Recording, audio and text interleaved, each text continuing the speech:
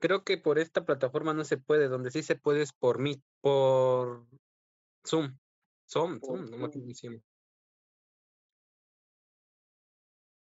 Sí, güey, como yo no soy el administrador de la sesión, no sé. ¿Quién abrió la sesión? Yo, doctor, estoy viendo si se puede grabar porque Ajá, porque al que recuerdo abre la que sí sesión se es al podía. que le da más alternativas. Déjeme checo. ¿Quién más es de San Bartolo?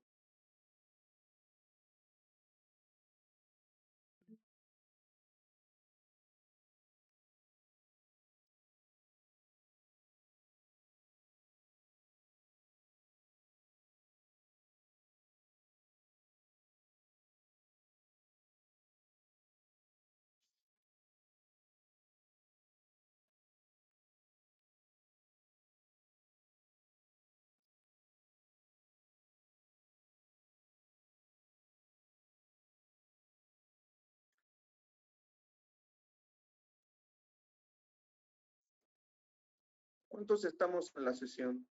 21, 22, 23, 4, 7.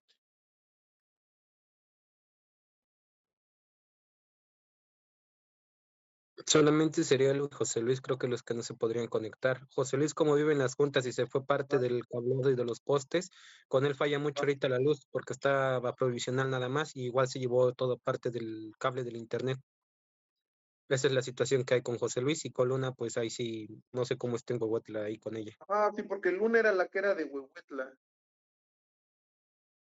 No sé si está en línea ahorita. Aquí estoy, doctor. Tú no vas a tener problemas tú. Al parecer no, la luz está bien. Ok. Bueno, respecto a José Luis, pues va a tener que irse a tomar la clase junto a uno de ustedes para que, si es que no podemos grabar para las siguientes sesiones. ¿Sale? Sí, doctor. Que de los que son de ahí de San Bartolo, hay dos sillitas juntos. Miren, eh, vamos a continuar las mismas clases, van a proyectar las clases aquí. Las mías, si llegan a ser mías, las vamos a ver hasta que tengamos clases, presenciales. ¿Por qué? Porque son clases que requieren que ustedes, tengamos más participación y en línea es un poquito complicado. Entonces, la dinámica que vamos a tener en este momento se va a exponer, se va a dejar exponer, se va a finalizar. El finalizar la clase, yo voy a dar un feedback y va a ser su momento de las preguntas. O sea, al final no va a ser como en clase generalmente que la detengo, hablamos de eso, les doy dos, tres cosillas, hacemos preguntas y luego seguimos. No, ahorita vamos a dejar fluir todo porque es más complicado por esta plataforma estar haciendo esas interrupciones en la clase. ¿Están de acuerdo? Sí, doctor. Sí. Bueno, otra cosa, eh, todo lo que veamos en clase, pues desafortunadamente va a tener que ser para sus exámenes, ¿no? Entonces, por favor, pongan atención. Yo sé que estas plataformas favorecen que estemos distrayéndonos más que estando en el salón. Pues de por sí la materia no la llevamos muy bien del todo, la mayoría de ustedes no lleva muy buenas calificaciones como para que si todavía no le ponen atención, pues nos va a ir peor en la siguiente evaluación, ¿sale? Y no es el objetivo, ¿sale? Entonces, si ya tienen lista la clase, pues podemos empezar.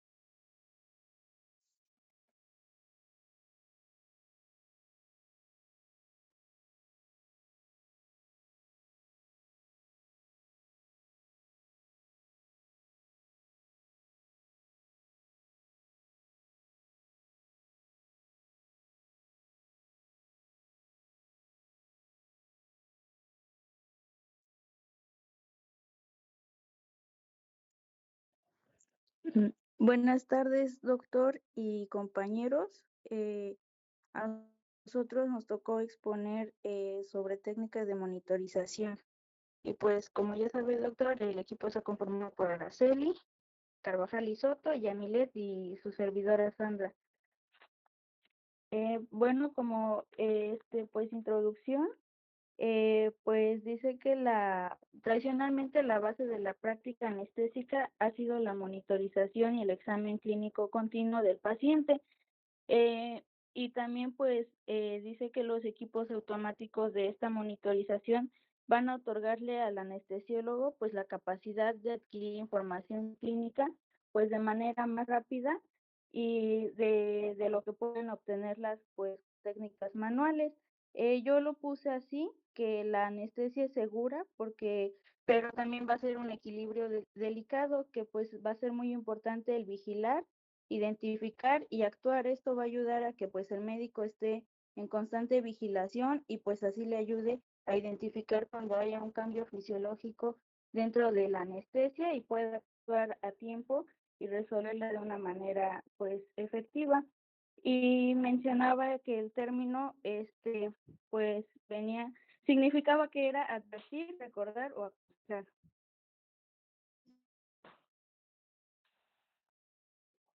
La siguiente, por favor. Y bueno, también nos mencionaba que pues la Sociedad Americana de Anestesiología pues estableció algunos estándares pues, para la monitorización anestésica básica y nos mencionaba que eran dos, el estándar 1 y pues el estándar 2. No sé si se siga viendo la presentación, compañeros. Sí, sí se ve. Sí se ve. Ok.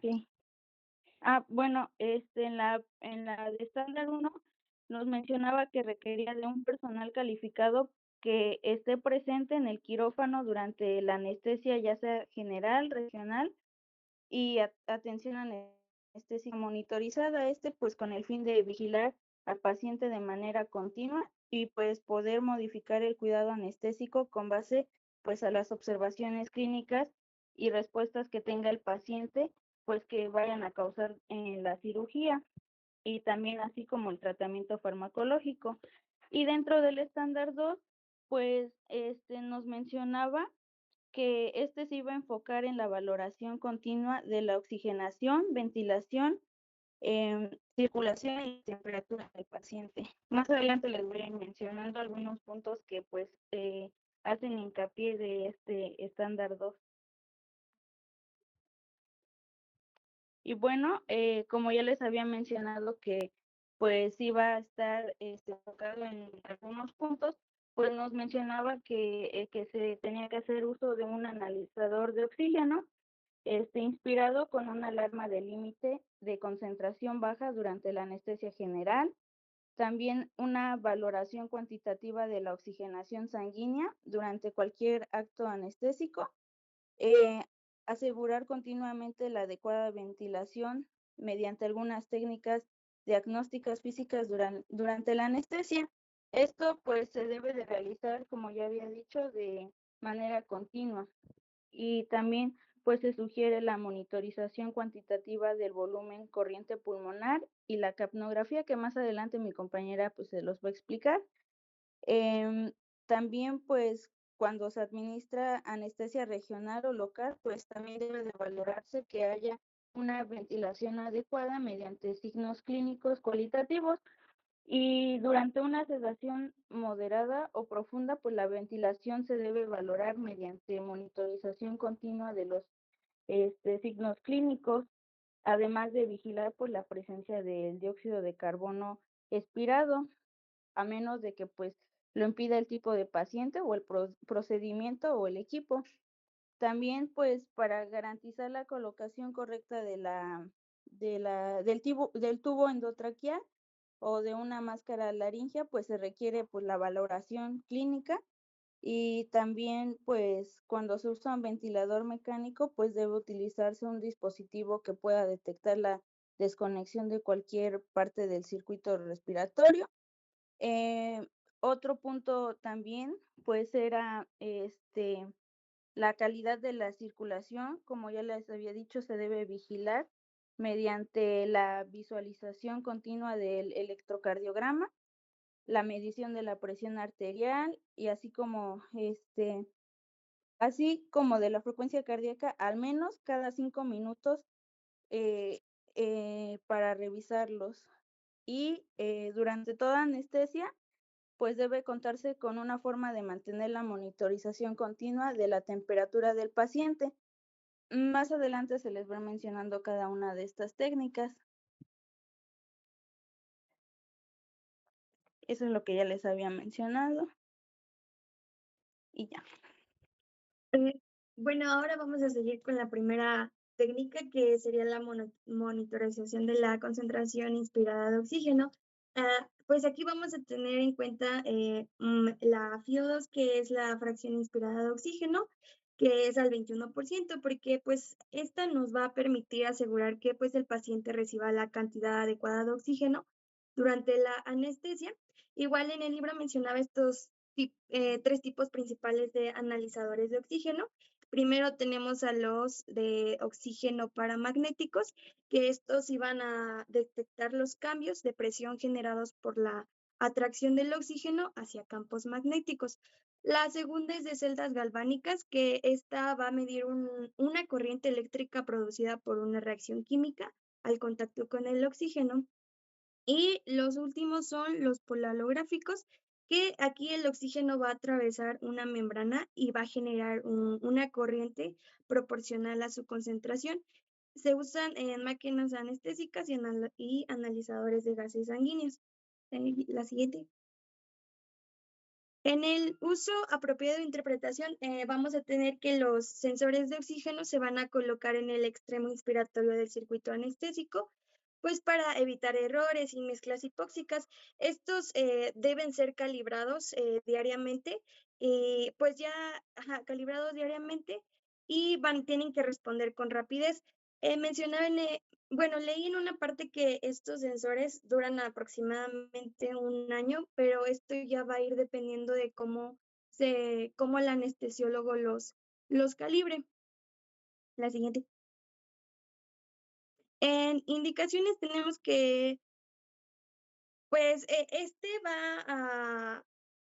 es especialmente importante en la anestesia de bajo flujo, donde pues hay riesgo de hipoxia si no se suministra suficiente oxígeno, ¿no?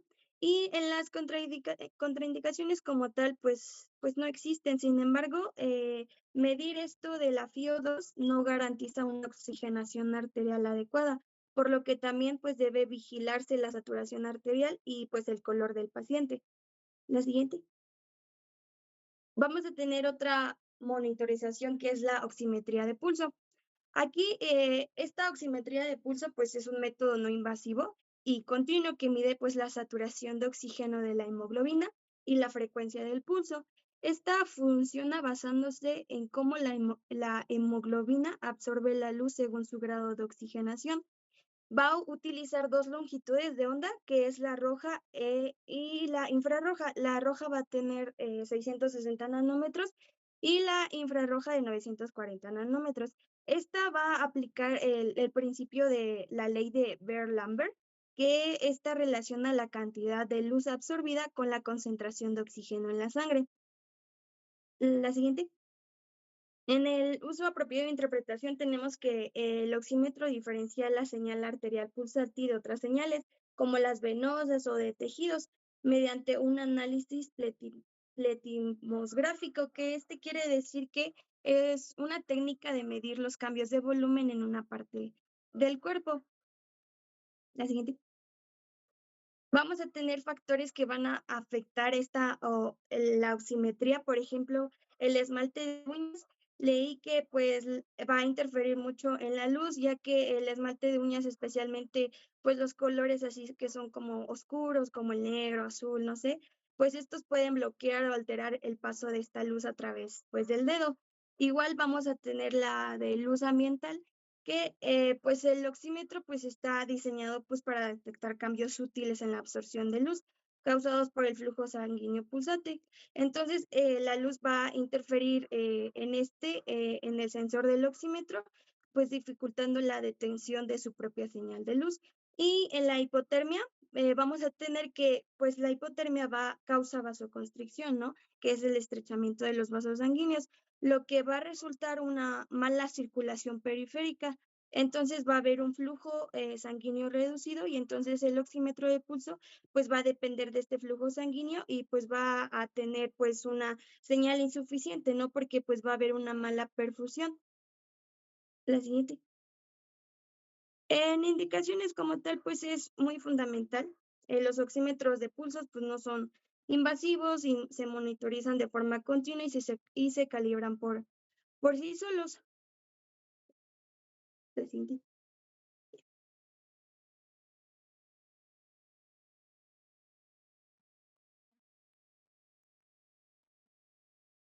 Bueno, ahora vamos a tener la monitorización de gases expirados. En principios de funcionamiento vamos a tener que el paciente pues va a expirar gases como oxígeno, nitrógeno, dióxido de carbono, algunos gases anestésicos como el óxido nitroso y algunos compuestos halogenados como el sevoflurano, el isoflurano o el desflurano.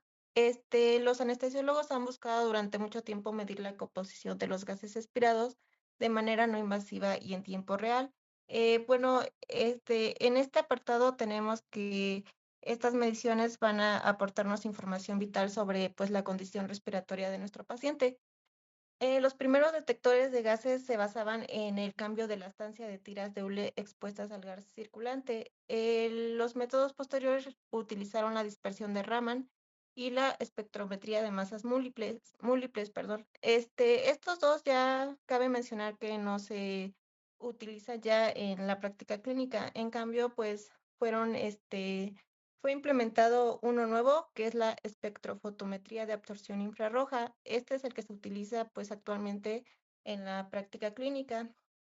En este tenemos que las moléculas poliatómicas y asimétricas, como el dióxido de carbono, absorben la luz infrarroja de longitudes de onda específicas.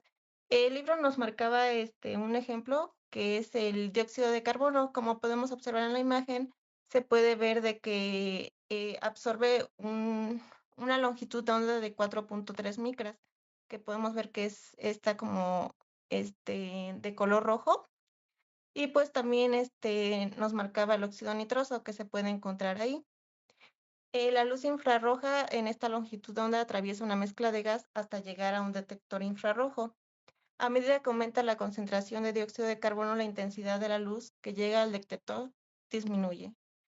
Tenemos que los dispositivos IRAS van a tener 5 componentes, que va a ser una fuente de luz infrarroja de longitud de ondas múltiples, una muestra de gas, una vía óptica, un sistema de detección y un procesador de señal.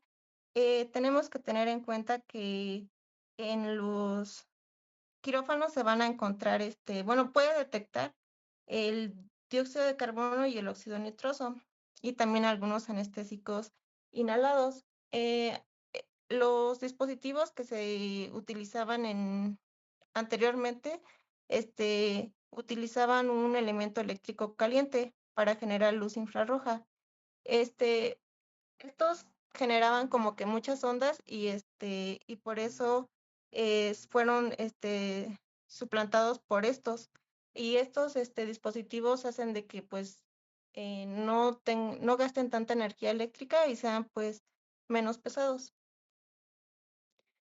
En uso apropiado e interpretación tenemos que el análisis de gas expirado permite al médico monitorizar las concentraciones inspiradas y expiradas de dióxido de carbono, así como los gases anestésicos de forma simultánea. Vamos a tener aquí conceptos importantes, que sería el primero, la capnometría, que va a ser la medición y representación numérica de la concentración de dióxido de carbono durante la inspiración y la expiración.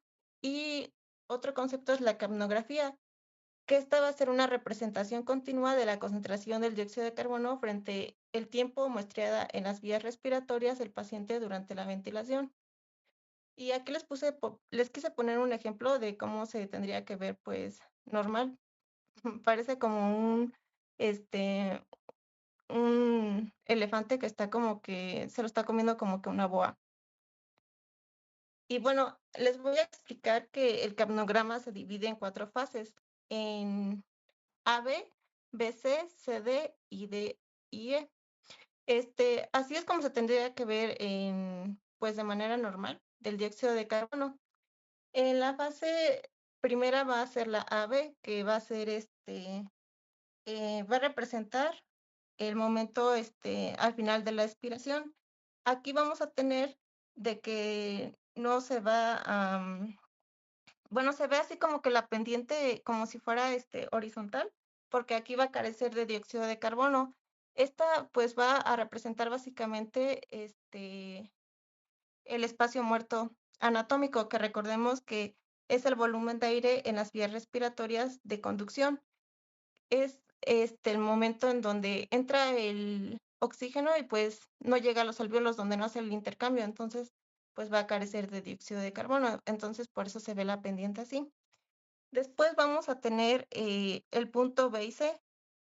Aquí ya va a haber presencia de dióxido de carbono y va a llegar al sitio y se va a empezar a ver como que un ascenso, como podemos ver aquí en la imagen, porque ya pues va a tener dióxido de carbono y pues la pendiente de este ascenso depende de la uniformidad de la ventilación expiratoria y el vaciamiento alveolar. Después vamos a tener la fase CD, que esta pues prácticamente va a representar la meseta alveolar. En esta pues vamos a tener que se va a realizar el muestreo del gas alveolar. En condiciones normales podemos ver de que esta onda casi va a ser horizontal en su mayoría, mientras que pues si existen algunas patologías que pues va a ser de que esta pendiente pues sea, en lugar de horizontal, sea ascendente, o sea, que suba. Y después vamos a tener el punto D, que es el valor más alto de dióxido de carbono, y se va a denominar dióxido de carbono al final de la expiración, que sería pues aquí en la imagen. Y pues aquí vamos a tener que el paciente va a comenzar a inspirar, el gas va a ser arrastrado y aparece un descenso marcado, que sería aquí en el punto E, y pues esto se vuelve a repetir pues em, en cada tiempo. Y pues tenemos que tener en cuenta que el gradiente de dióxido de carbono al final de la aspiración casi siempre es cercano a 5 milímetros de mercurio durante la anestesia general en pacientes por lo demás sanos que se encuentran en decúbito supino. Vamos a tener que el tamaño y la forma de la onda pues también nos va a decir o a aportar información sobre nuestro paciente.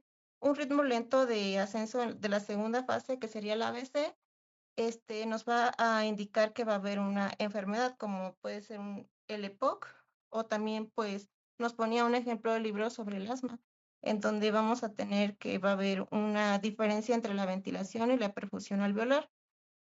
Un capnograma de forma normal con aumento en el dióxido de carbono al final de la aspiración sugiere hipoventilación alveolar o aumento en la producción de dióxido de carbono. Vamos a tener que, pues, la capnografía nos va a ayudar también a saber si, pues, un paciente le colocaron bien, pues, un tubo endotraqueal.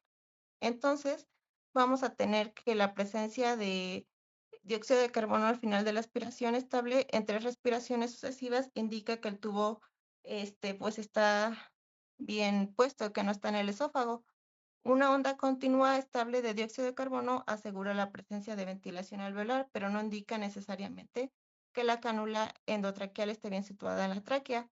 Una intubación endotraqueal donde la punta del tubo se encuentre en el bronquio principal no puede descartarse hasta que, pues, con ayuda de un estetoscopio, pues, escuchamos, pues, ambos campos pulmonares. Un trazo continuo de dióxido de carbono tampoco garantiza que el tubo endotraqueal esté colocado de manera segura. Un tubo endotraqueal situado proximal a las cuerdas vocales puede producir un trazo por lo demás normal hasta que se desaloja.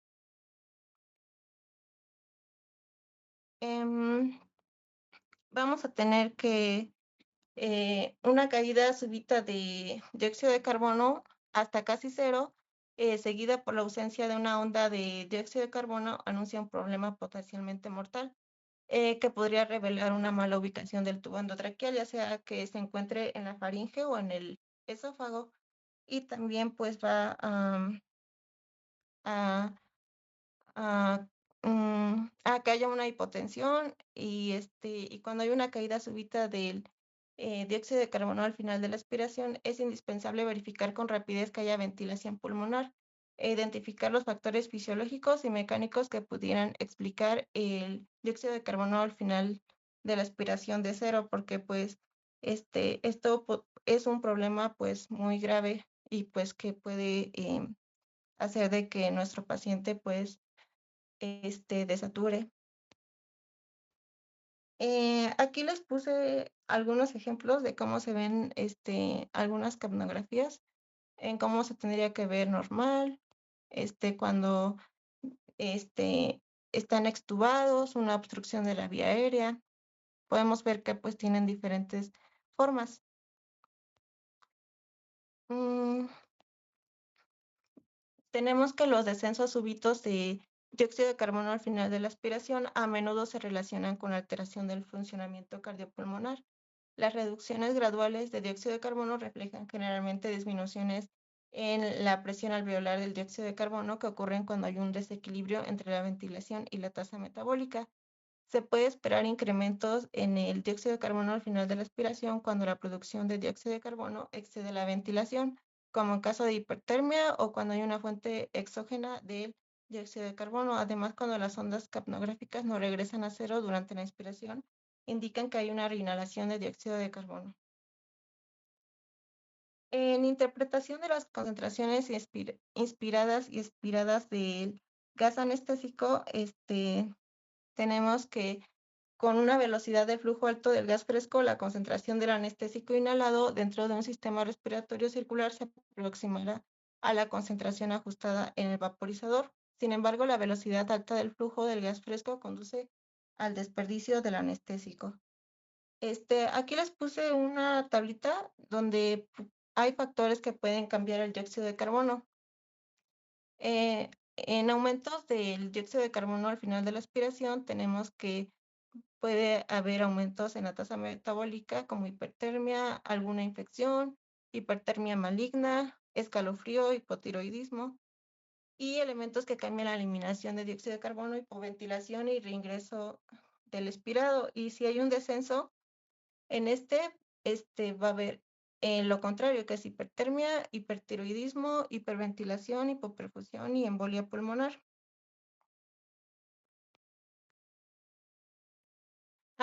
También tenemos que pues los gases anestésicos tienen potencias diferentes y pues como recordemos ya habíamos visto que pues la manera de pues medir lo mejor es con el CAM, que es el criterio de valoración más utilizado, que es la concentración alveolar mínima, que sabemos que es la concentración de gas al final de la ventilación, que al mantenerse constante por 15 minutos con una presión de una atmósfera, inhibe el movimiento en respuesta a una incisión de la aparatomía en línea media en un 50% de los pacientes. En indicaciones, pues, tenemos que la capnografía, pues, es el estándar de atención en todas las cirugías y que, pues, la monitorización de la presión parcial del dióxido de carbono expirado se ha convertido en una importante monitorización tanto fisiológica y de seguridad. En contraindicaciones, pues no hay contraindicaciones sobre el uso de la capnografía. Siempre que los datos obtenidos se evalúen en el contexto de las circunstancias clínicas del paciente. La monitoría de los gases anestésicos también es informativa si se usan los gases detectables para el mantenimiento de la anestesia. En problemas frecuentes y limitaciones, pues vamos a tener que las líneas de muestreo o trampas de agua de los analizadores de gases expirados pueden obstruirse con el valor de agua condensado durante el uso prolongado. En estas ocasiones puede liberarse si se desconecta la línea de muestreo y se irriga con aire a través de una jeringa, pero a veces es necesario reemplazar estos componentes. Un aumento súbito del óxido nitroso en el gas, no, del nitrógeno, no, del... mm,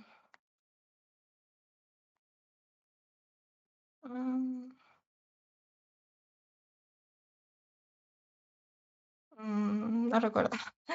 En el gas aspirado indica la entrada de aire por fugas en el sistema de suministro de anestesia o embolismo aéreo venoso. También nos ponía el libro que pues es un problema muy frecuente cuando se intuban a niños o recién nacidos, porque los niños pequeños se van a desaturar rápidamente después, pues que presentan apnea y en gran parte debido al mayor consumo de oxígeno y una menor proporción entre la capacidad residual funcional y el volumen de cierre. Los recién nacidos con intubación endotraqueal, en particular los de peso muy bajo en las unidades de cuidado intensivo neonatal, representan dificultades peculiares para la medición exacta del dióxido de carbono aspirado. En esto, pues nos señalaba el libro que pues se van a intubar, pues la mayoría con cánulas endotraqueales sin manguito. Esto quiere decir de que pues un tubo sin manguito permite que haya un diámetro mayor de luz interna, lo que va a reducirnos la resistencia al flujo y el trabajo respiratorio, pero también pues va a permitir la fuga de los gases expirados.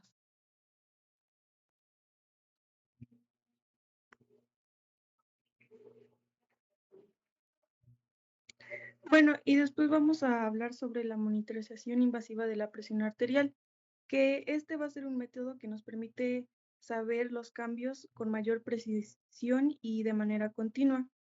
Su principio de función consiste en un arterial que va a permitir medir la presión de forma continua. La onda de pulso se transmite mediante un sistema lleno de líquido a un transductor.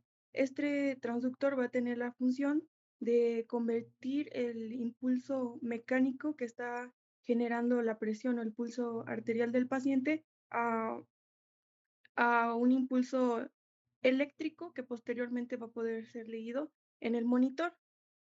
Estas señales se van a amplificar, se van a filtrar y se van a mostrar como las ondas de presión arterial. Y bueno, para que esta monitorización invasiva sea efectiva, se tiene que tiene que tener fidelidad y este sistema se va a poder medir por dos factores. Uno de ellos va a ser la amortiguación, que es la capacidad que va a tener el sistema para reducir el movimiento. Ahorita les voy a mostrar una gráfica en la cual nos muestra qué pasa si la amortiguación está muy elevada o está disminuida. También la frecuencia natural, que la frecuencia natural va a ser la frecuencia en la cual el sistema es más propenso a la resonancia. Y pues mencionaba que tenía que tener una frecuencia elevada para que el monitor pueda captar las ondas de presión de manera rápida y, y no sea lenta. Se optimiza para producir con precisión las ondas de presión entre 1 a 30 Hz y también para saber que nuestro monitor está funcionando de manera correcta, se utilizaba una prueba de lavado rápido con la cual va a evaluar precisamente estos dos factores, que es la amortiguación y la frecuencia natural, que esta prueba va a consistir en la liberación de un flujo de irrigación y analizar las ondas resonantes generadas, y esto nos va a permitir estimar la fidelidad del sistema de transducción. Y bueno, los sitios más utilizados en el catéter va a ser las arterias radiales, pero también podemos ocupar las braquiales, las axiales femorales y el dorso del pie.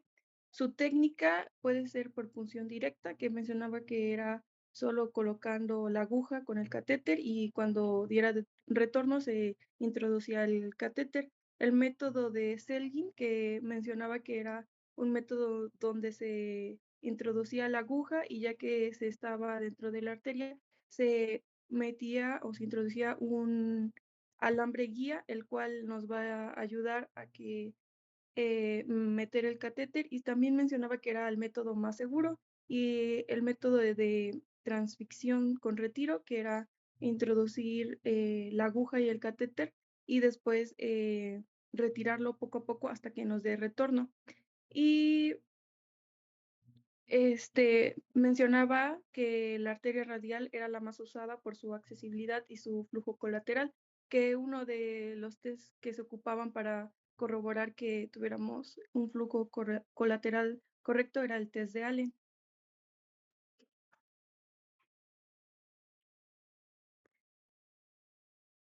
Y para utilizar este monitor tenemos que calibrarlo. Este se va a calibrar en el eje flebostático, ya que si se encuentra el transductor a mayor altura de este eje o menor altura, va a generar cambios y podría darnos información incorrecta. El eje flebostático se va a encontrar entre el cuarto espacio intercostal y en la línea medioaxilar, como muestra la imagen. También era importante que antes de utilizar el transductor se debía de calibrar en 0 para usarlo.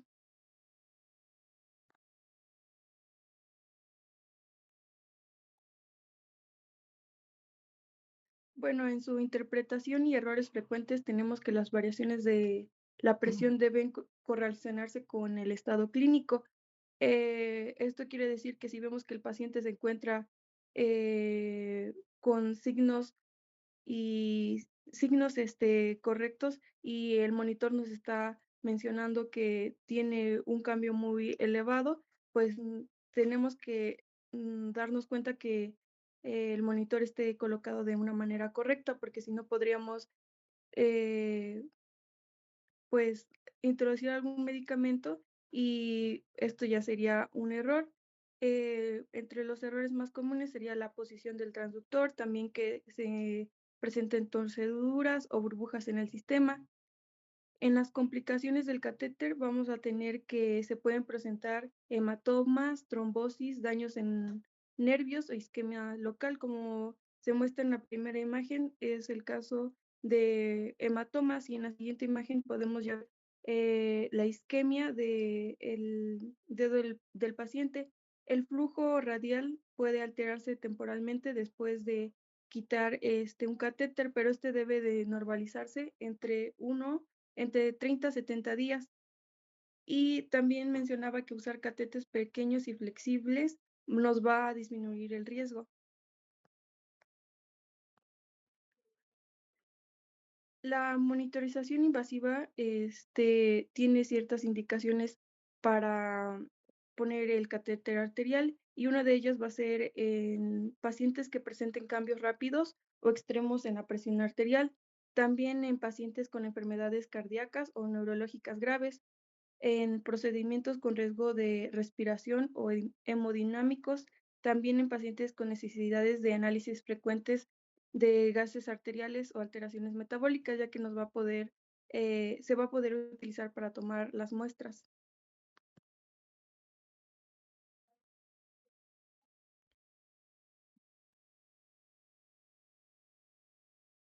También se van a presentar contraindicaciones. Entre las más comunes van a ser en pacientes que tienen arteriosclerosis severa o un flujo colateral comprometido, también en pacientes que tienen diabetes y un gasto cardíaco bajo, en pacientes que tienen vasoconstricción periférica intensa y que presentan riesgo de isquemia, trombosis, hemorragias o embolia gaseosa. Y bueno, aquí en limitaciones de riesgo tenemos que la fidelidad mejora con tubos rígidos y cortos y con poco líquido. También tenemos que evitar que las llaves de paso o se presenten varias llaves de paso y también que las longitudes sean grandes. El sistema de irrigación continuo debe pulgarse para evitar embolias gaseosas y esta gráfica nos representa cómo la amortiguación puede influir en las medidas. Si tenemos una amortiguación muy grande, las ondas no van a poder transmitirse. las ondas que genera el pulso del paciente, y si tenemos una amortiguación disminuida, estas ondas van a presentarse pero de manera excesiva.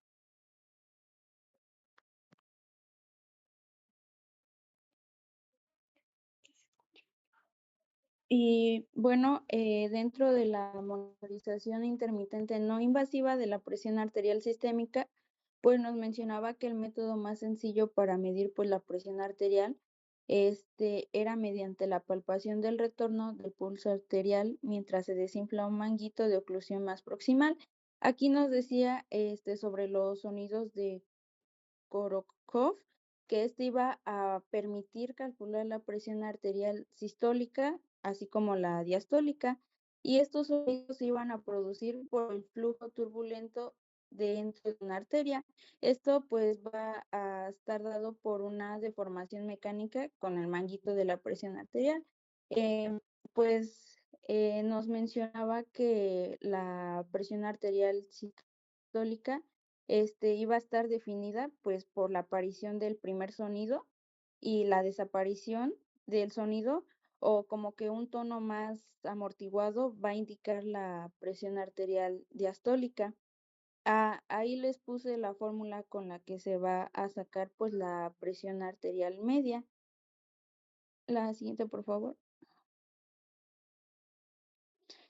Nos decía que en la práctica actual, pues los monitores que no iban a ser invasivos para tomar la presión arterial, pues también eran llamados esfignomamómetros. Estos pues usan el método oscilométrico. Esto pues era para calcular la presión. Em, Aquí nos decía que se iba a emplear este manguito oclusor pues para medir las fluctuaciones de la presión generadas por las pulsaciones arteriales. Aquí la presión arterial sistólica pues se va a calcular utilizando la presión máxima del manguito, a las que se iban a percibir las oscilaciones de presión. En base a la presión del manguito, en la que es mayor la amplitud de las oscilaciones, y la diastólica se iba a calcular con la presión pues la más mínima del manguito, en la que pueden percibirse estas fluctuaciones de la presión.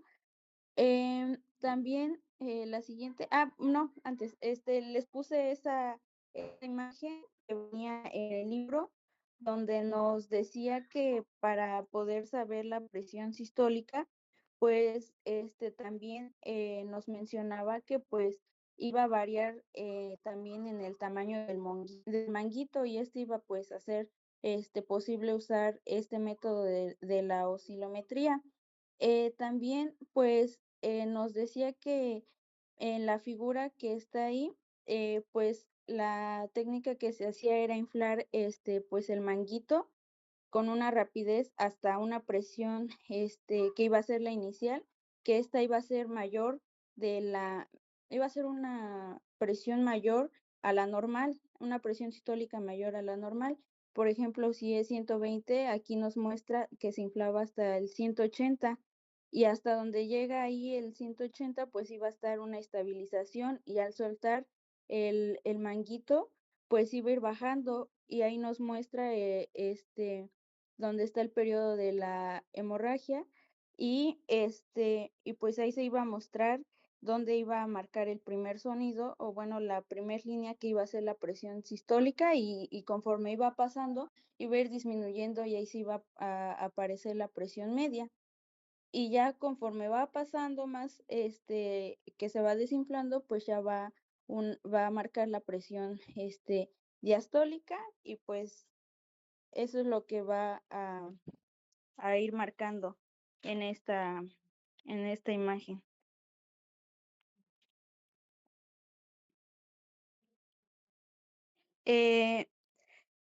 Como les había dicho, en todo paciente que recibe anestesia, pues se debe de medir y valorar la presión arterial, así como la frecuencia cardíaca, pues como les dije, al menos cada 5 minutos. Algunas de las contraindicaciones que iba a tener, pues nos decía que que era cuando pues había alguna lesión en el brazo, como una fractura cubital, algunas lesiones abiertas pues en la extremidad, o también si había una presencia de una fístula intravenosa para diálisis o también de un catéter central insertado por vía periférica. También algunos problemas frecuentes y limitaciones, pues nos decía que iba a depender de, de cómo se colocaba pues la posición del manguito o también el tamaño.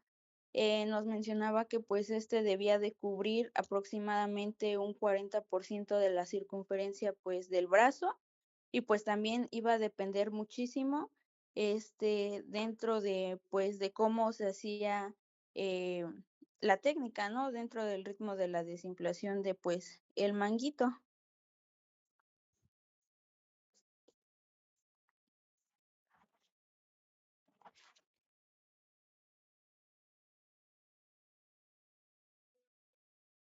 Bueno, continuamos con la monitorización de la presión venosa central y la presión cardíaca derecha. Aquí vamos a tener pues a los catéteres venosos centrales, que estos van a ser vías importantes para el acceso vascular transoperatorio y para valorar los cambios en el volumen vascular. Recordemos que también estos dispositivos pues, nos van a permitir la administración de líquidos, la inserción de catéteres arteriales pulmonares, la inserción de electrodos transvenosos y la monitorización de la presión venosa central. Este, Tenemos que el valor principal de la monitorización de la presión venosa central y la presión cardíaca derecha radica en su capacidad para aproximarse o variar en un conjunto con la presión telediastólica del ventrículo izquierdo. Esta predice el llenado ventricular izquierdo, es decir, el volumen telediastólico del ventrículo izquierdo mediante el mecanismo de Frank-Starling. Recordemos que este mecanismo nos va a describir cómo el corazón bombea más sangre a medida que se llena con más de ella durante pues la diástole.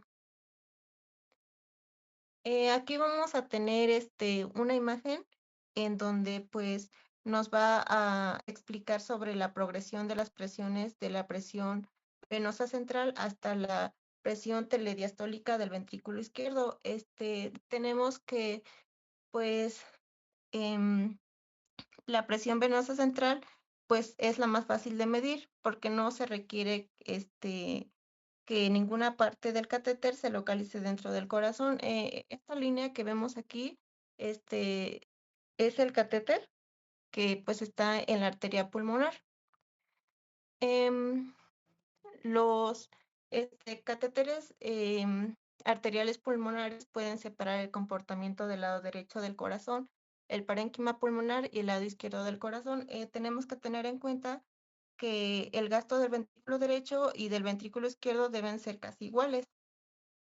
Y pues a pesar de que tengan un cortocircuito fisiológico menor, vamos a tener que la medición de las presiones cardíacas derechas permite valorar de manera indirecta la precarga izquierda, diagnosticar la existencia de hipertensión pulmonar o diferenciar las causas cardíacas de las no cardíacas del edema pulmonar. En uso apropiado e interpretación, vamos a tener que pues vamos a tener en esta imagen varios picos en donde se puede ver que los picos son las ondas A, C y V, y en los descendentes vamos a tener los X y los Y. Em, mm, la característica del trazo de la presión venosa central depende de muchos factores como la frecuencia cardíaca, los trastornos de la conducción, la función de la válvula tricúspide y variaciones normales y anormales. Pues vamos a tener que pacientes que tengan alguna patología con fibrilación auricular no van a existir estas ondas A que podemos ver aquí, o sea, van a descarecer de estas. Y pues cuando hay resistencia al vaciamiento de la aurícula derecha se van a observar grandes ondas A, o sea que se van a ver como que un poco más grandes. Y pues También con algunas otras patologías se puede ver grandes ondas A, como es cuando tienen una hipertrofia ventricular derecha, estenosis tricúspida y pues también hipertensión pulmonar. Vamos a tener que la característica del trazo de la presión venosa central depende de muchos factores. Y pues vamos a tener aquí también que, bueno, esto de la imagen es pues está representado en la aurícula derecha. Y también aquí tenemos la sístole y la diástole, y arriba tenemos cómo se ve en el electrocardiograma, que es la onda P, la R, bueno, el complejo QRS y la onda T. En la insuficiencia, pues tricúspida casi siempre se producen ondas V gigantes, o sea que estas van a estar más grandes y pues van a comenzar junto después del complejo QRS, que es en el electro. Una onda V prominente durante la monitorización de la presión venosa central sugiere isquemia del músculo papilar ventricular derecho e insuficiencia tricúspide. Cuando la distensibilidad ventricular derecha disminuye, la presión venosa central a menudo se eleva con ondas A y también se van a elevar las ondas V prominentes fusionadas en una configuración M o W. Aquí tenemos otra imagen en donde se ven pues unas ondas en la aurícula derecha, en el ventrículo derecho, en la arteria pulmonar y en, en y en cómo se va a ver cuando el globo inflado pues se va bueno, va a tener como que una oclusión, se ve así como que estas ondas.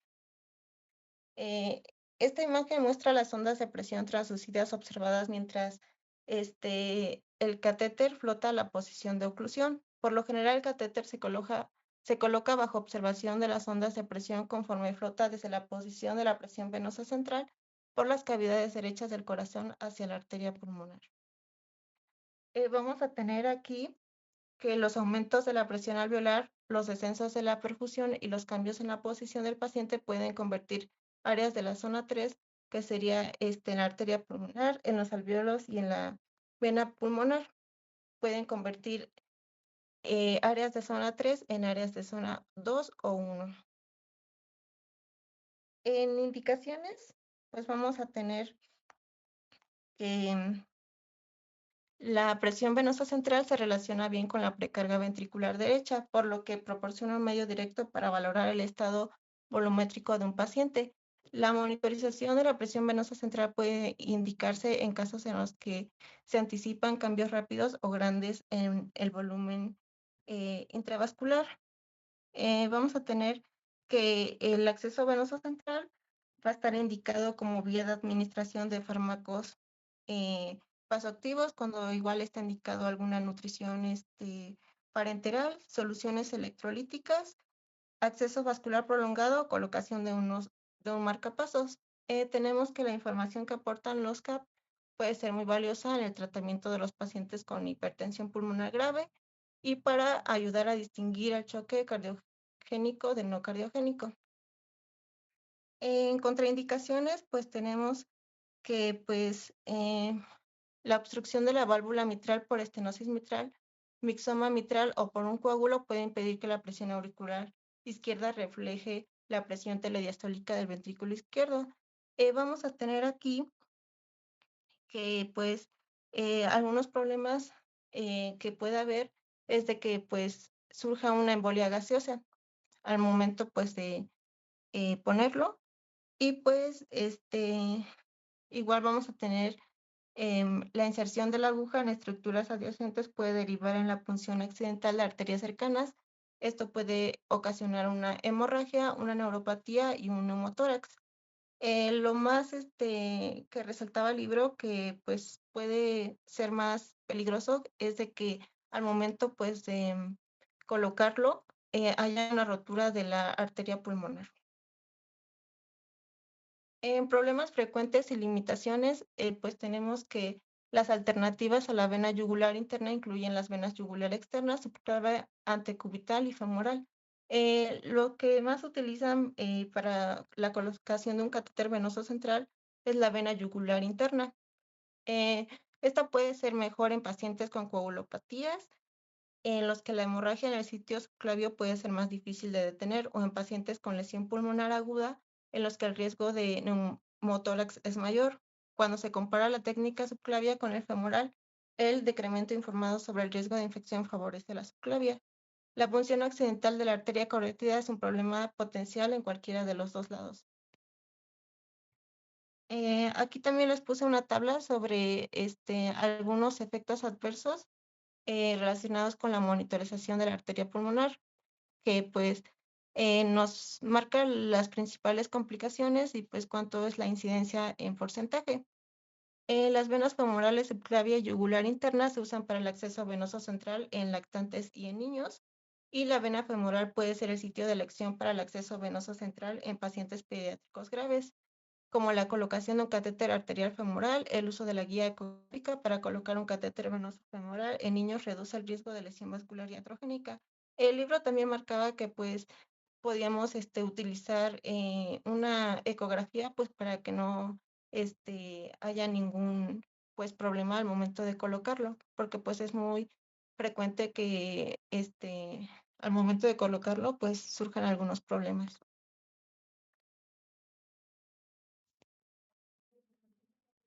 Bueno, y en la monitorización del gasto cardíaco se usa mediante un catéter arterial pulmonar y su fundamento va a ser que el corazón estructuralmente normal, el flujo que se guía a través del ventrículo derecho representa la presión del gasto cardíaco. Entonces, el catéter arterial pulmonar va a atravesar el ventrículo derecho, lo que va a permitir medir la velocidad del flujo sanguíneo mediante la técnica de dilución con indicadores como pigmentos, oxígeno o CO2. Pero, sin embargo, la técnica más utilizada es la técnica de termodilución. En este método se va a inyectar un volumen continuo de líquido frío.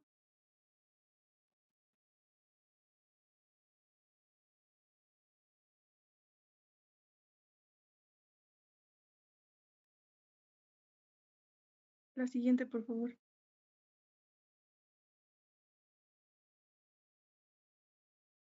Ajá, como les comentaba, en esta técnica se inyecta un volumen conocido de líquido frío a través del catéter y al mezclarse con la sangre va a provocar un pequeño cambio en la temperatura. En este catéter va a tener un sensor térmico que se encuentra en la punta del catéter y va a registrar este cambio. Con base a las variaciones de la temperatura se puede calcular el gasto cardíaco. Su principal función es que cuanto más rápido la sangre distribuye el calor, esto nos va a indicar que va a tener un mayor gasto cardíaco. En cambio, si la temperatura tarda en normalizarse, esto nos va a indicar que el gasto cardíaco es menor. Este cálculo se basa en el principio de la conversión de energía térmica y es muy útil en pacientes críticos porque va a permitir evaluar la función del corazón en tiempo real y ajustar el tratamiento en su estado hemodinámico. En su interpretación y uso clínico vamos a tener que las medidas deben realizarse al final de la expiración o en la inspiración máxima para reducir la variedades respiratorias. El ritmo y el volumen de inyección debe ser constante. La computadora nos va a mostrar el gasto cardíaco en litros por minutos. Los errores pues más comunes que se van a presentar en esta medición va a ser que el catéter esté mal posicionado. Si el puerto de inyección queda dentro del sensor, va a producir reflujo y una lectura errónea. También si el catéter avanzado demasiado, el filamento calórico puede quedar más allá de la válvula pulmonar. También en pacientes que presentan hipotermia o tienen una administración muy rápida de líquido, pueden alterar la lectura, lo cual pues sería algo muy grave porque nos estaría dando una lectura errónea y si se utilizan, por ejemplo, medicamentos inotrópicos, pues van a alterar completamente el gasto cardíaco. Las mediciones erróneas pueden dar resultados falsos, altos o bajos. En sus aplicaciones clínicas tenemos que van a ser en pacientes con choque séptico, choque cardiogénico o dependencia de fármacos inotrópicos, ya que nos va a permitir ajustar el tratamiento y evaluar las funciones ventricular en tiempo real. No sé si puedes presentar el video ahora para que les quede de manera más clara cómo es que funciona este catéter. Sí, ahorita lo presento.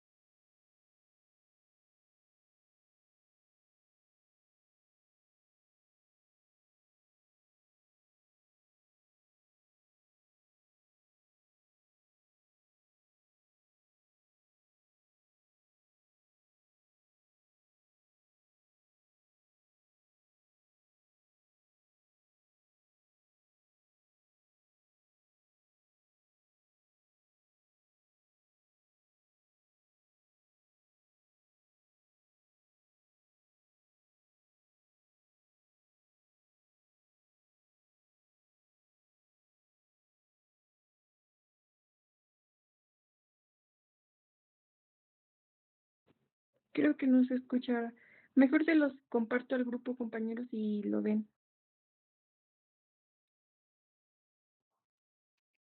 Bueno, a ver, dejas, a ver si así se escucha.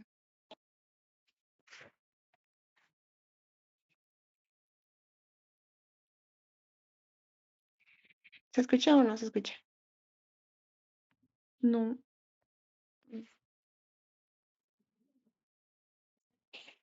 Entonces, luego lo compartimos al grupo.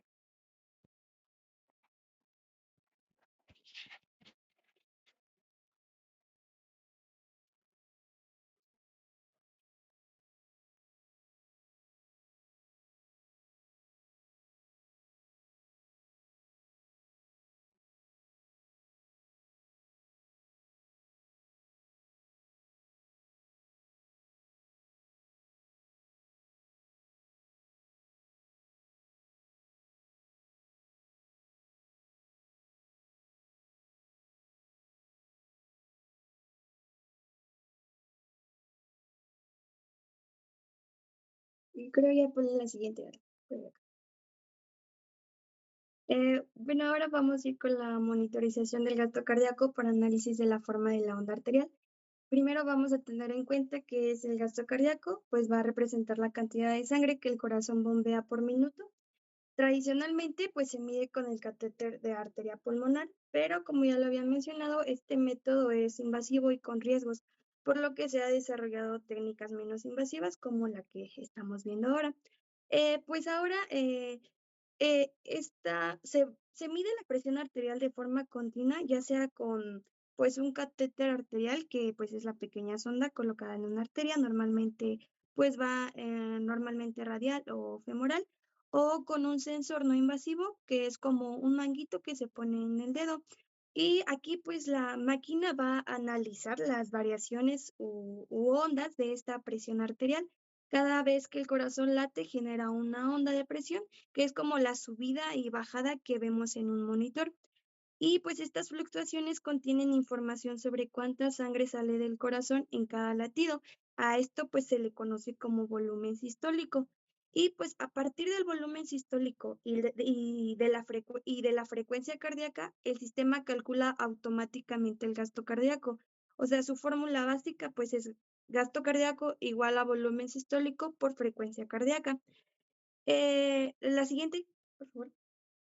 Ahora vamos a tener el uso apropiado e interpretación.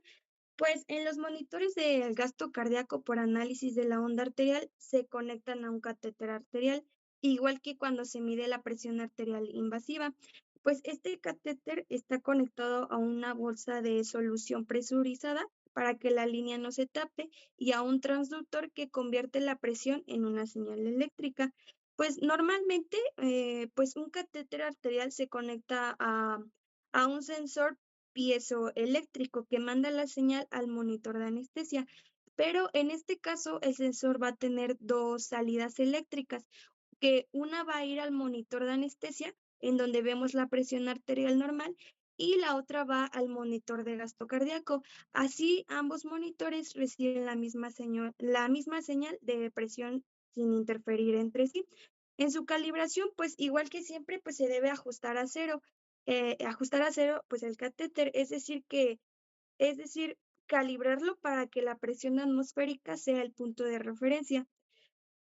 Igual, pues, ¿cómo empieza a medirlo? Pues al conectarlo, obviamente, al conectarlo, el equipo recoge los primeros datos de presión arterial durante unos segundos y después de eso empieza a calcular automáticamente el gasto cardíaco, el índice cardíaco, el volumen sistólico, o sea, cuánto bombea el corazón en cada latido, la variación del volumen sistólico, cómo cambia el volumen sistólico con la respiración, igual el índice del volumen sistólico. Como tal, estos valores que nos da la máquina no son tan útiles para saber el gasto cardíaco exacto como un catéter del arteria pulmonar, pero pues sí sirven mucho como para ver si el paciente está bien perfundido o le falta volumen. Igual, la siguiente, por favor. Ya en indicaciones vamos a tener que, pues no es obligatorio usarlo en todos los pacientes. Pues aquí ya depende del médico, va a decidir si lo necesita o no según la situación clínica, especialmente cuando se esperan grandes cambios de líquidos en el cuerpo, como en cirugías mayores o en pacientes graves, por ejemplo, como que tengan shock, hemorragia o sepsis. Igual cuando es difícil, pues,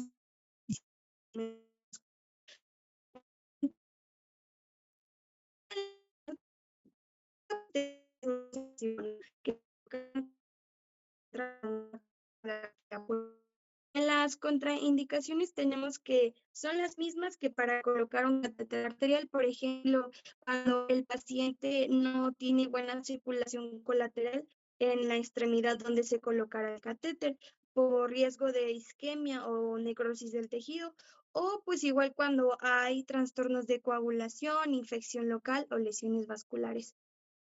Ya.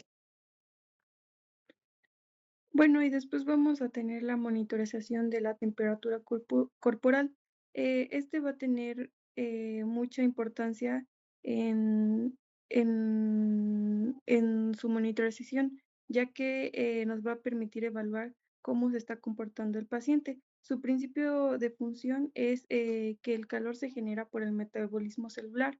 En adultos, la termorregulación va a depender del control de la tasa metabólica basal, actividad muscular y la estimulación simpática, también el tono vascular y actividad hormonal. Estos factores van a equilibrar la generación del calor frecuente a la pérdida por radiación, conducción, convección y evaporación. En la anestesia general, el riesgo en la anestesia general y regional inhibe el control de de la termorregulación, lo que puede causar una hipotermia.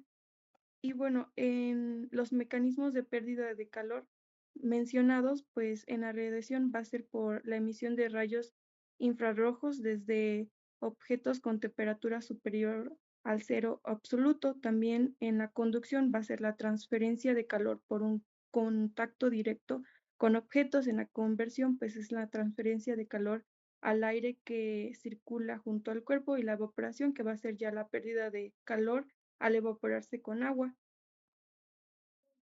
Esto toma importancia clínica ya que en la hipotermia perioperatoria incrementa la tasa metabólica, generando escalofríos y el trabajo cardíaco va a disminuir también el catabolismo de los fármacos y el flujo cutáneo y altera la coagulación. Los pacientes con hipotermia intraoperatorio tienen un mayor riesgo de isquemia miocárdica o infecciones quirúrgicas. Por ello, se recomienda mantener la temperatura corporal central en valores normales durante la anestesiología.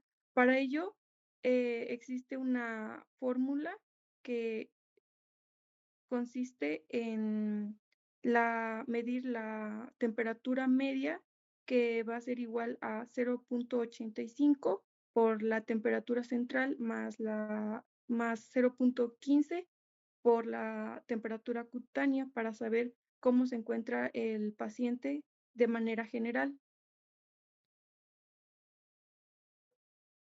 Y bueno, la temperatura corporal central puede medirse en sitios como la vejiga, el esófago distal, los conductos auditivos, la tráquea y rinofaringe, o también por el recto.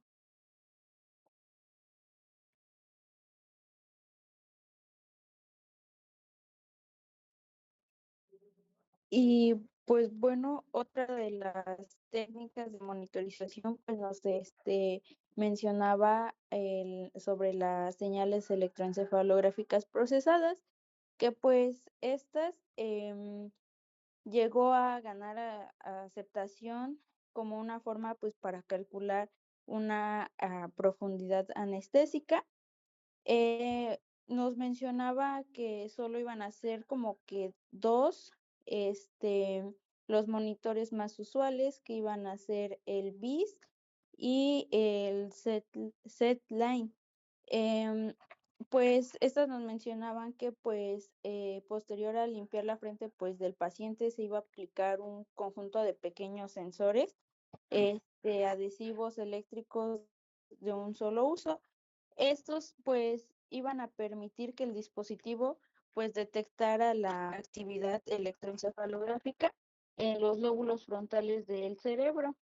Y estos sensores pues iban a conectar a un dispositivo donde se iba a este dispositivo que iba a ser de un único conector.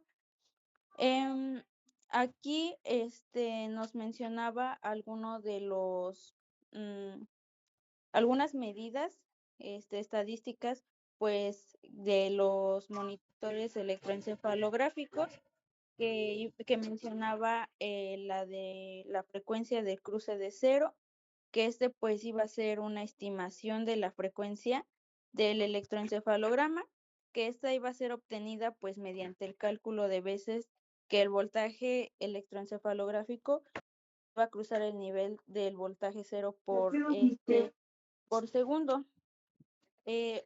La siguiente pues era el coste de supresión de ráfaga. Que pues iba a ser durante periodos de anestesia profunda. El electroencefalograma pues podía mostrar periodos de voltaje bajo y pues incluso podría no mostrar, mostrar un voltaje cero. También, y en este caso, pues ya no se observarían las ráfagas de actividad con mayor voltaje. Nos mencionaba que pues los estados suprimidos van a ser periodos con un voltaje menor de 5 milivoltios durante menos de 0.5 segundos. Mientras que el cociente de supresión de ráfaga iba a ser pues esa relación que iba a haber entre esa fracción de ese tiempo y registro general del electroencefalograma. La siguiente. No creo que lleguemos hasta allá. Y bueno, también está la frecuencia de potencia media y frecuencia marginal espectra, Pues esta nos mencionaba que pues la frecuencia de la potencia media iba a ser aquella en la que la potencia de la señal puede dividirse en dos bandas de frecuencias iguales arriba o abajo, y en la frecuencia marginal espectral pues va a ser aquella por debajo de la cual puede encontrarse el 95% de la potencia total de la señal. Y ahí les puse una imagen, una imagen donde mostraba las ondas que se iban a observar, dependiendo cómo estuviese el paciente, en alerta, relajación, en el inicio del sueño, sueño ligero, el sueño profundo o sueño paradójico. La siguiente. También mencionaba otra medida que era la cociente de potencia beta, que pues esta era, pues iba a describir la cantidad relativa de la actividad con ondas beta 2 en la señal electroencefalográfica. Nos mencionaba que las ondas betas iban a tener una potencia de señal entre 11 y 20, y pues cuando había unos cambios en relación, pues se iban a tener que ver con la clínica del paciente, pues ya cuando iba a comenzar pues la sedación. Y otra era el bioespectro, pues era una propiedad de segundo orden y nos mencionaba algunas, nos decía que podía utilizarse para calcular la bicoherencia, que iba a ser una propiedad matemática que iba a describir la similitud entre señales de tres frecuencias distintas, y pues estas, cuando había un aumento de la sedación, pues se iba a presentar como una mayor sincronización cortical subyacente, en donde la cual podría detectarse como un aumento en la bicoherencia en la señal del electroencefalograma.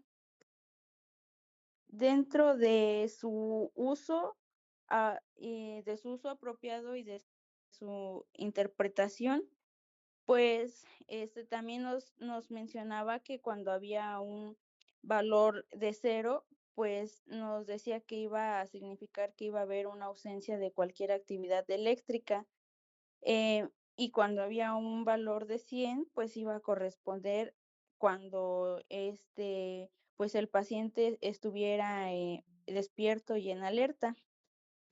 Y pues algunos de los algoritmos usados en los dispositivos pues parecen correlacionarse mejor con la valoración clínica de la profundidad anestésica, pues cuando se usan algunos fármacos. En la siguiente viene la imagen que mostraba el libro, que iba a depender de la administración de un medicamento. En la primer imagen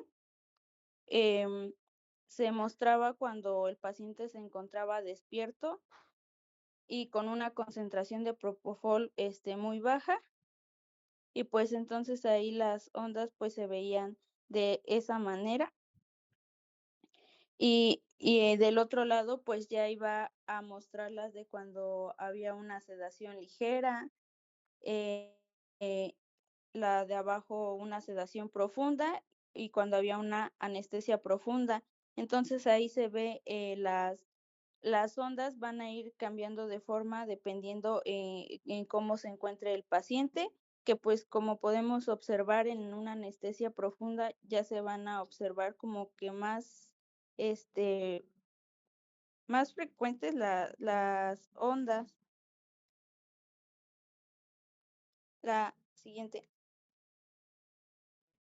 Algunas de sus contraindicaciones, pues nos menciona que pues podría ser en pacientes con algún traumatismo craneofacial, ya que pues no era seguro aplicar la presión física pues para colocar los sensores, y también cuando había una contraindicación, puede haber una contraindicación en pacientes con una lesión superficial en la frente y pues es donde se aplican los sensores.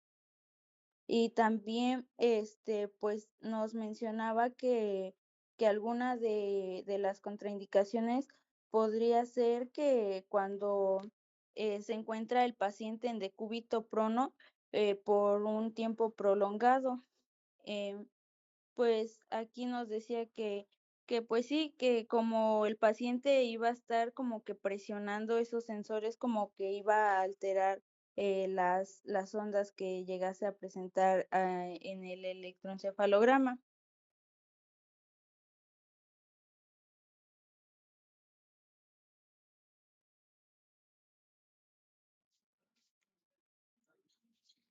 Bueno, como último tema, tenemos las tendencias futuras en monitorización. En esta, pues, el libro señalaba que, pues, estas, buscan, pues, tener una mayor seguridad al paciente. Bueno, mencionaba tres principalmente, que sería una mayor automatización de la monitorización y datos clínicos, difusión de dispositivos para un uso hospitalario más amplio y desarrollo de dispositivos con mayor satisfacción algorítmica. Los Anesthesia Information Management Systems, que por sus siglas es AIMS, seguirán interconectados con los dispositivos de monitorización, así como con los sistemas de administración farmacológica como bombas de infusión y vaporizadores. La seguridad de la administración de fármacos intravenosos se verá reforzada con el uso rutinario de etiquetas legibles por las máquinas, ya sea por códigos de barras o identificación por radiofrecuencia, de modo que la administración prevista de un medicamento sea conocida por el AIMS inclusive antes de la administración real. El AIMS usará esta información para alertar sobre las posibles interacciones farmacológicas y alergias durante el caso mismo, justo antes de su administración. También mencionaba el uso de sistemas de alarmas más inteligentes, que logrará disminuir las alertas falsas positivas y guiará con más precisión al anestesiólogo a los aspectos del tratamiento del paciente que requieren más atención. La sofisticación de los interfaces entre AIMS y el usuario continuará mejorando, de modo que la interacción entre el anestesiólogo y las tareas de monitorización computarizada y el registro sea fluido, rápido, natural y eficiente. La sedación moderada puede estar a cargo de médicos no entrenados en anestesiología, pero cabe mencionar que pues el anestesiólogo también tiene que estar presente por si se presenta alguna complicación. Y también monitores del gasto cardíaco por onda arterial que generen un cálculo del gasto cardíaco a partir del trazo de la presión arterial, y monitores no invasivos de hemoglobina que calculan la hemoglobina sérica a partir de la oximetría de pulso infrarroja. Las bombas de infusión controladas por objetivo que utilizan datos farmacocinéticos y farmacodinámicos de la población para calcular la redistribución y el efecto de un fármaco, y monitores de electroencefalograma procesado que intentan reducir un conjunto de datos a un parámetro cuantificado de conciencia.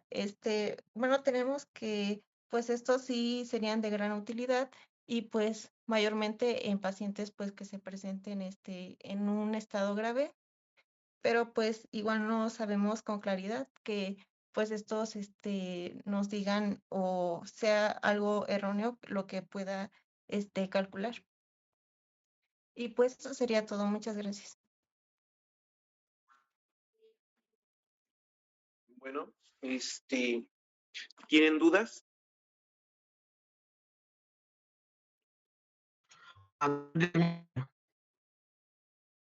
Sí, dime. Pues, no, como esto, pues están fármacos para regular la homeostasis del cuerpo, pero en caso de que el paciente caiga en hipotermia durante la cirugía, ¿qué se hace? Mira, para el manejo, nosotros metemos diferentes termómetros. Hay termómetros que son axilares y hay termómetros que son esofágicos. Eso es para monitorizar la temperatura. Lo ideal es que todos los pacientes estén monitorizados con eso, y lo ideal es que existan, se llaman colchas térmicas, y están debajo de la mesa. O sea, ¿sí has visto que ponen unas sábanas arriba de la cama quirúrgica? Ajá, en lugar de esas sábanas se ponen unas colchas térmicas, de tal manera que el paciente está suspendido sobre una colcha térmica que en caso de que tú requieras lo ajustes. Esto ya sucede y ya se hace en países de primer mundo. Aquí en México no hay, salvo en hospitales donde el manejo de esto es más importante, porque son los hospitales pediátricos. En lugares donde lo he visto, la raza para pacientes pediátricos sí llegan a tener estas colchas térmicas. ¿Por qué? Porque los bebés se descompensan con mayor facilidad que los adultos. Entonces, un bebé que llega a hipotermia, la hipotermia cambia mucho el funcionamiento de muchas cosas dentro del cuerpo. Dentro de estas, los factores de coagulación. ¿Sale? Entonces, también altera los pHs. De hecho, hay algo que se llama triada de la muerte, que se le menciona muchísimo en anestesia, que tiene que ver con la temperatura también, la temperatura y el pH y la hipoxemia. ¿Sale? Entonces, sí hay colchas térmicas en las camas. O sea, lo ideal es que en el futuro todas las mesas quirúrgicas tengan ese aditamento para que mantengan la temperatura del paciente. También el importante, por ejemplo, las soluciones se tienen que calentar. De manera general, nosotros no aplicamos las soluciones tibias para todos los pacientes, pero es lo ideal. ¿Alguna otra pregunta? Eso.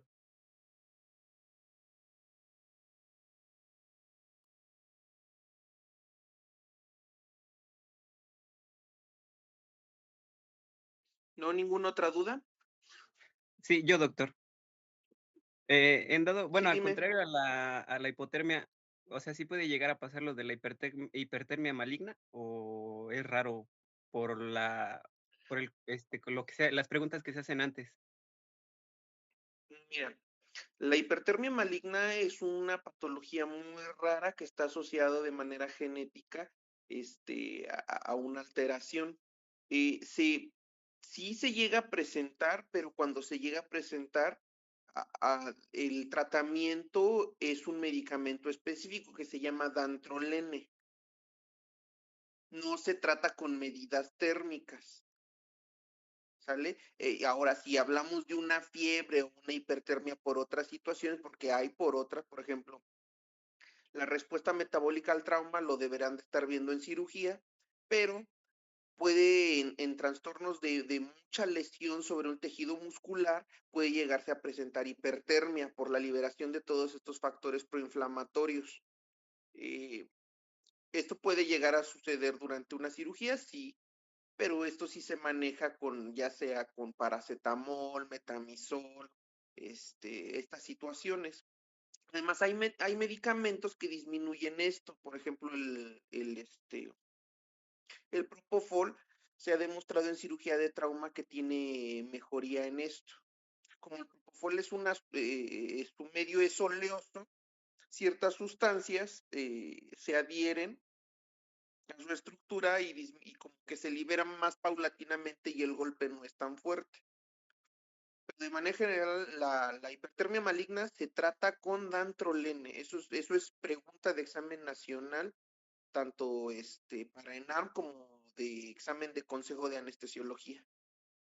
Es dantrolene. ¿Sale? Y solamente está disponible en la Ciudad de México. Hay que hablar por teléfono para que te lo den. Es algo excesivamente raro. ¿Alguna otra pregunta? Gracias, doctor.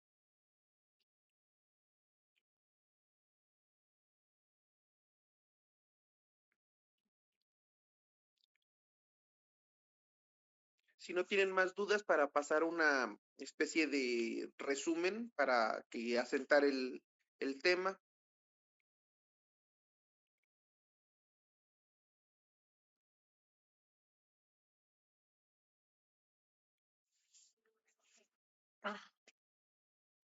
¿No hay ninguna duda?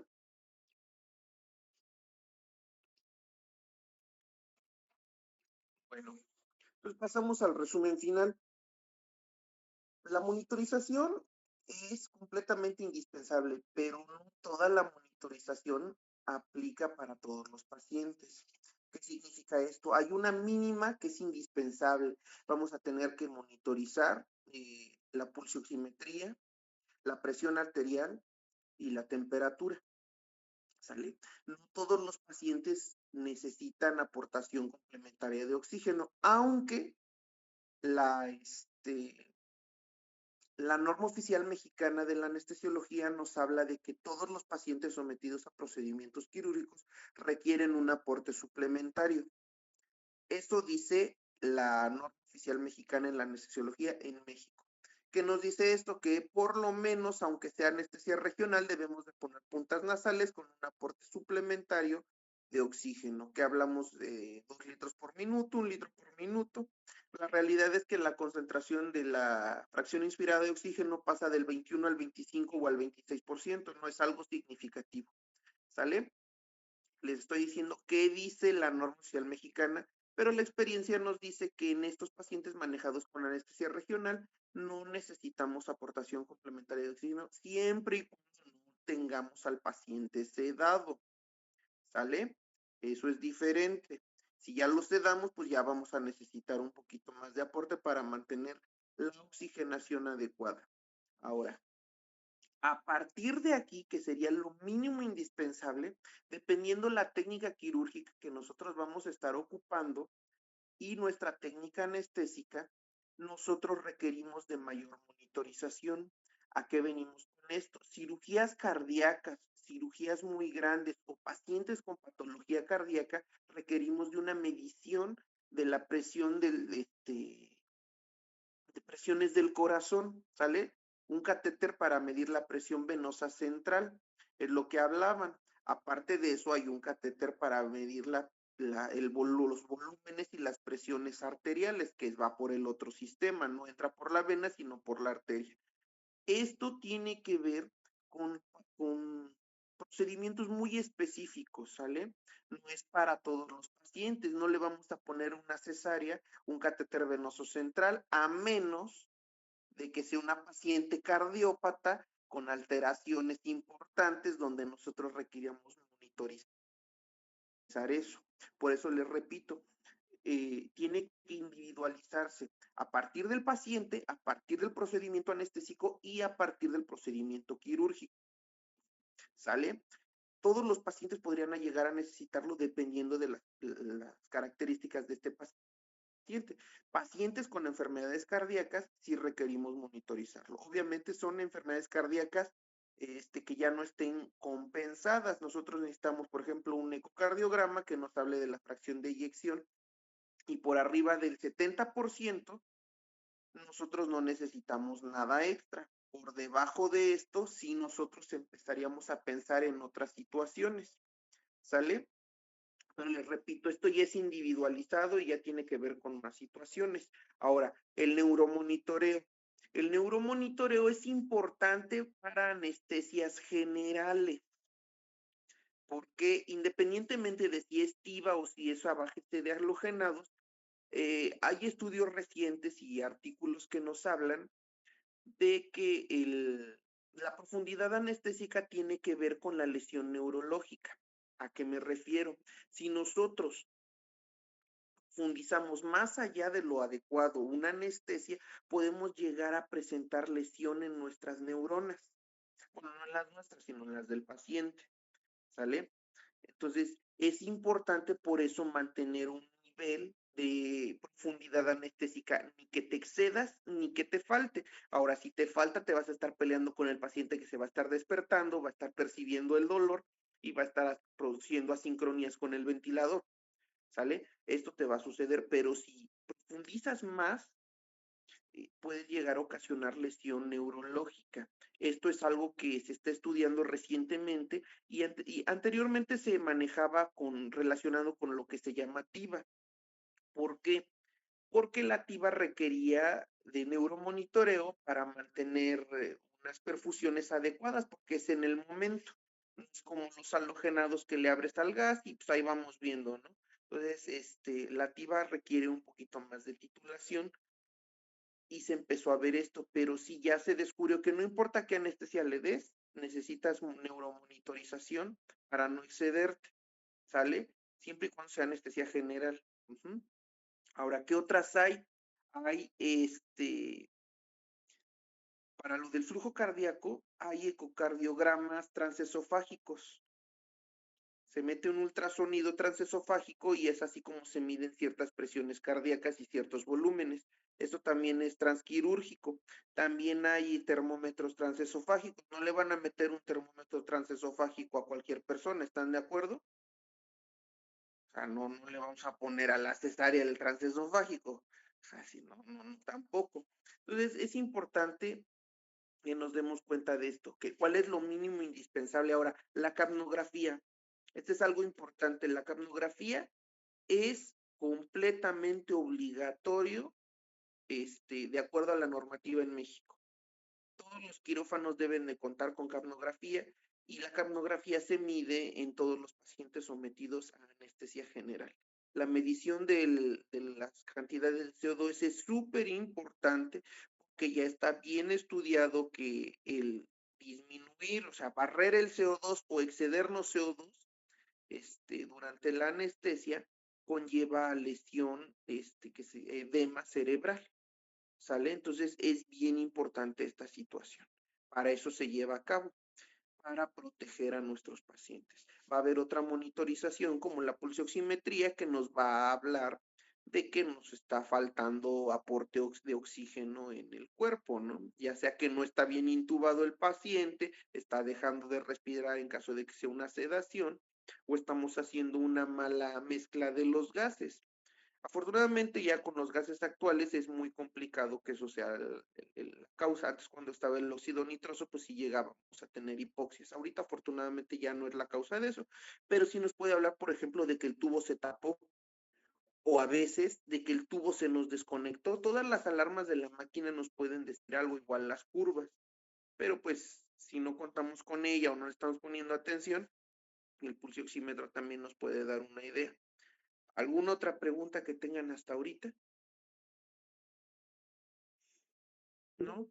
Entonces, acuérdense, la obligatoria es la temperatura, la presión arterial y la pulsioximetría. ¿Sí? ¿Les va a quedar claro eso? A partir de ahí, ya les dije, dependiendo del procedimiento, vamos a ir metiendo más cosas que van a ser obligatorias. Y acuérdense, la capnografía es obligatoria en todos los pacientes que están sometidos a anestesia general por norma oficial mexicana. ¿Sale?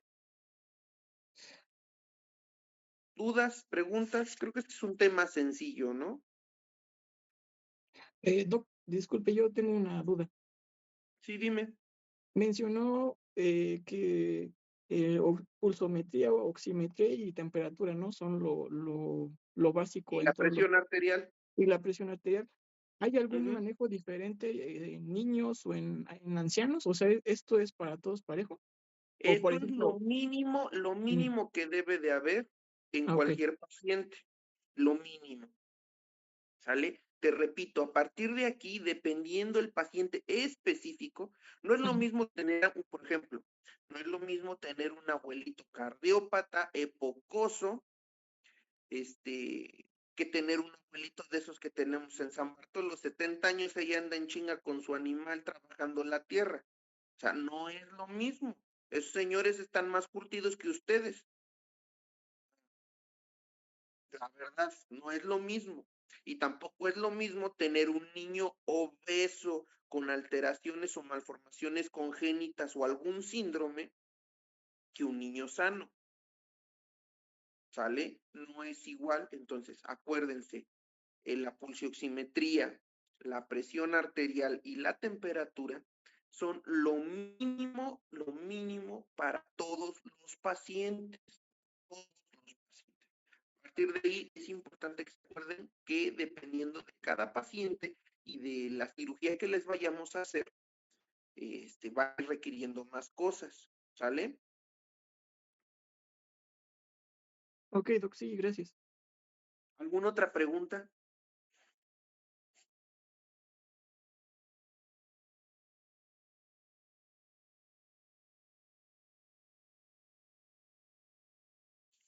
Hablen ahora o chillen en el examen.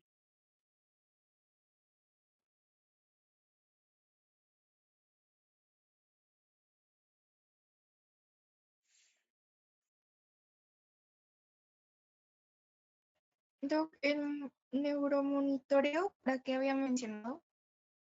El neuromonitoreo es precisamente para vigilar la profundidad anestésica. Bueno, por lo menos en anestesia, ¿no? Hay otras formas de neuromonitoreo que tiene que ver con la evolución de los pacientes neurocríticos dentro de una terapia intensiva.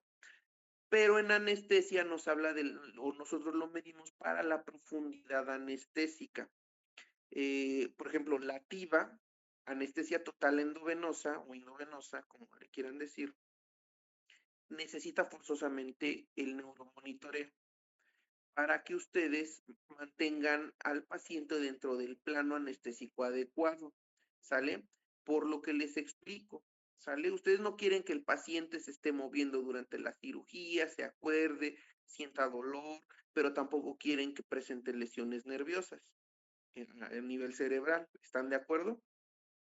Entonces, ese es el objetivo, el neuromonitoreo.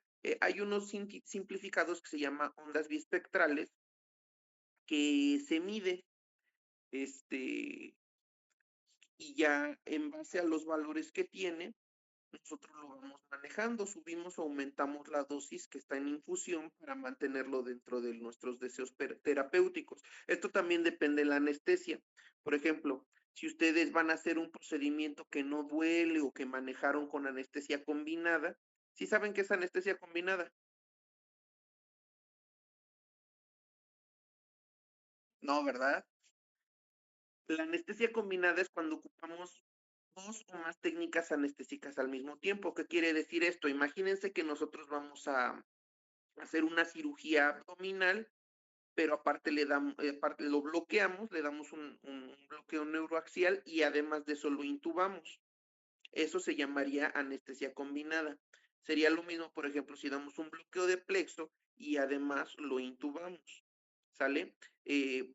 ¿Por qué? Porque no necesitamos tanta profundidad anestésica porque la mayor parte del control del dolor o la anestesia está dada por la técnica regional.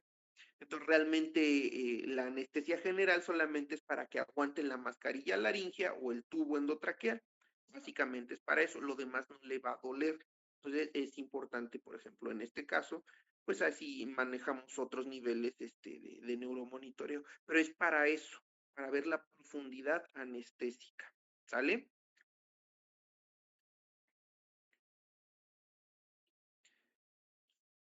¿Alguna otra pregunta?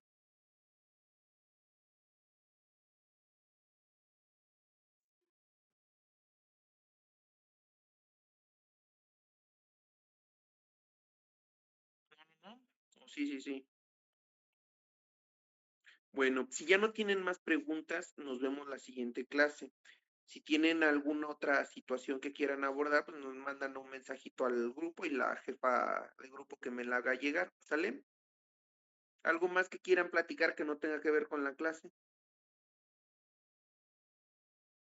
Yo, profesor. Sí, dime. Bueno, luego por lo que estaban comentando la vez pasada, bueno, lo que me habían comentado en estos términos, yo le pregunté a la coordinadora, me dijo bueno, que las clases en línea a partir del 10 ya iban a ser presenciales obligatoriamente para todos. Bueno, es mi pregunta, porque no me dijo, ya van a ser presenciales, pero nunca me afirmó, nunca me dijo nada. Mira, en este momento no han dicho una fecha exacta de ya cuando sea presencial y que sea completamente obligatorio. Hasta que no den la indicación, pues ya vamos a seguir por este medio. Digo, los caminos ya están bien. Yo pasé la semana pasada de regreso, justamente el martes, y los caminos ya no se ven peligrosos, están adecuados. El detalle más aquí es que la universidad estaba fungiendo como una zona que estaban utilizando tanto la CFE como semialbergue o como bodega para ciertos insumos que estaban ocupando en la región. O